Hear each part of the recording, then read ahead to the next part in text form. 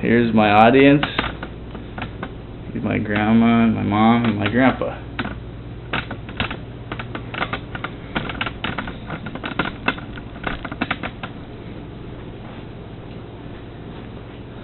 Hello everybody.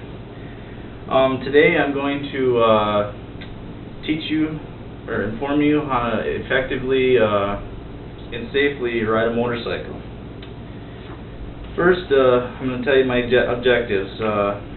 There's regulations you must obey. There's licenses you must have, just like for a car.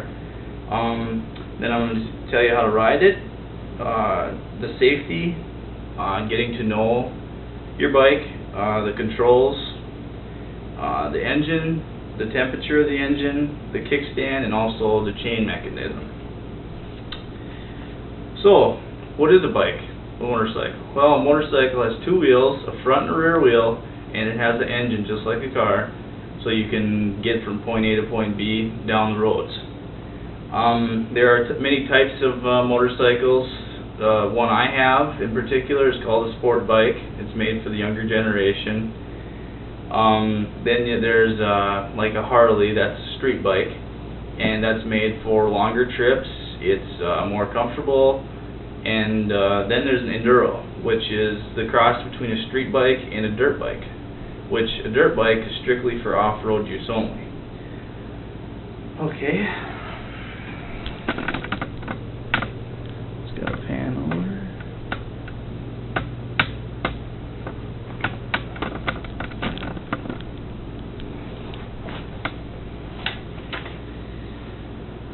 Okay, some general regulations that you must obey just like with your car. First, you have to have a right and a left mirror so you can see what's going on behind you.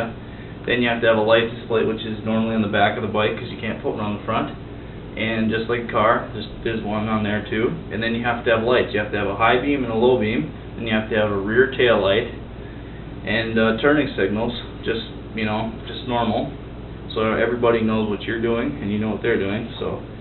Next, licenses. You are required to take a written test in order to get your permit, and the only speculations on a permit is you need to you can't ride during at night, only during daylight hours, and you can't have a passenger.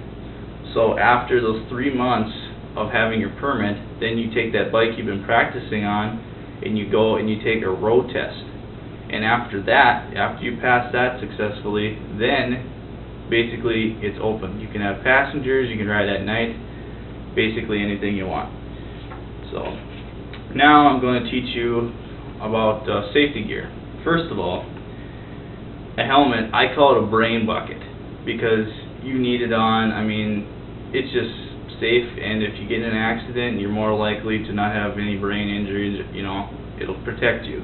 And then you have to be protected from head to toe. You have to have a jacket, you have to have pants, gloves, and boots. Boots, you don't want to have tennis shoes on because you might get a risk of getting your shoelaces stuck on the shifters, and that's not good. So.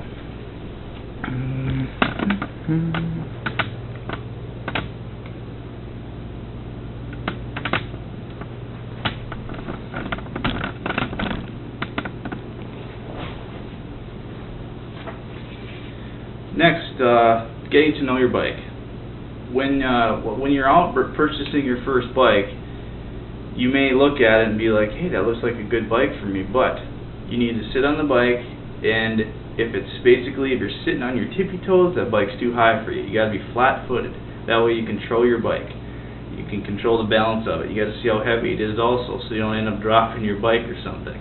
That way you don't wreck it, and you don't hurt yourself. And then furthermore, you got to feel it out, and you got to be comfortable. So if you're not comfortable on your bike, then what's the point of having it, right? Next is your controls. On your handlebars, on your right hand, you have a twist throttle, which is for you just twist it, and that's your gas basically. And then your right handle grip is for your front brakes, which is 70% of your braking. And then you have your left handlebar, your grip there. You pull back, and that's for your clutch. and in turn you have your left foot, which is your clutch, your gear shifter. You go down one, and then on bikes you go up 1, 2, 3, 4, whatever gears you have. On your right side, your right foot, you have your rear brake, which is about 30% of your braking, so you got your front and your back. You just kind of have to feel it out what to do there, how much to use of each of them. Next, another important part here, starting your engine. You got to know what the kill switch is first of all. Generally your kill switch is right next to your throttle. You push it forward, and your bike will not even start at all. You have to push it back, which I leave mine most of the time. And then, to turn your bike on, you turn the key, you let the computer run through, then you pull your clutch back, make sure your bike is in neutral. Do not have it in any gear, because if it's a safety hazard. You might end up wrecking something, so that's just a general practice there. Next, engine temperature. When you start your bike, you don't want to just get on it, go. You want to get on it. I use the 2 to 5 minute rule depending on how cold it is outside. You want to let your oil warm up, and plus you want to let your oil get through your pistons so that you won't score a piston and your bike will last longer that way. Next, kickstand. A lot of bikes, in older bikes, you could leave your kickstand down, and you could start going, and it wouldn't shut off. Like my bike, it's a newer version, technologically advanced a little bit. It has a mechanism where your kickstand out, it'll just kill the bike. You can't even go anywhere. So you want to make sure you put your kickstand up so you don't end up, turning left and your bike goes down because of that.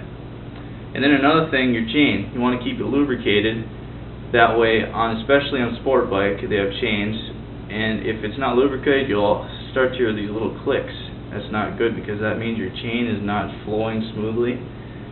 But like on a Harley, they have shafts, a drive shaft basically, or belts. So there's less to worry about.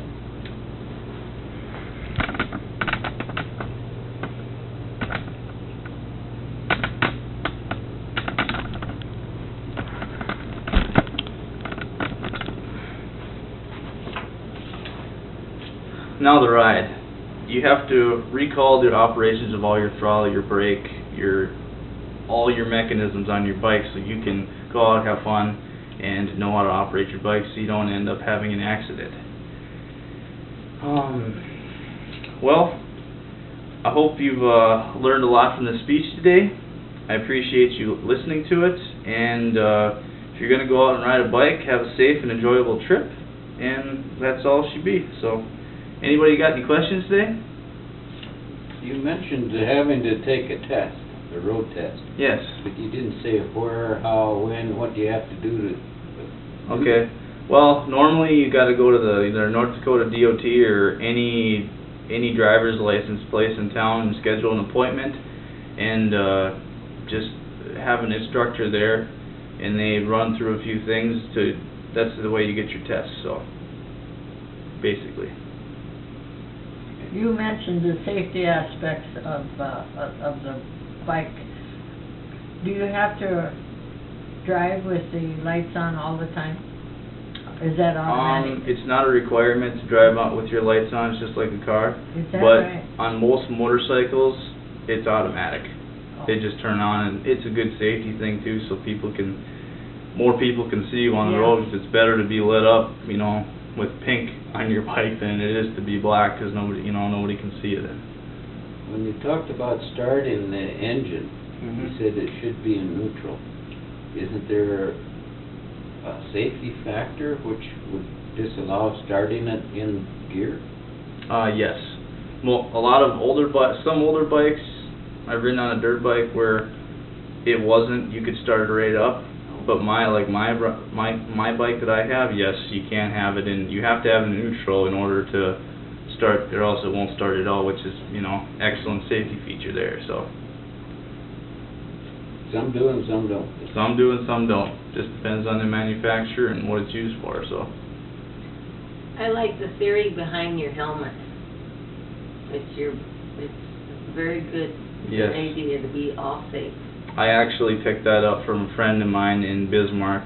he had a friend of his out in Dickinson that was in a major accident and didn't have a helmet on. If he would have had that helmet on, he had a big gash in his head, and he probably would have been here today. So even though there's sometimes a pain in the butt to have a helmet on, it's still a good practice to be wearing one. So, Thank you. all right, thank you Very very good. much. Thank you.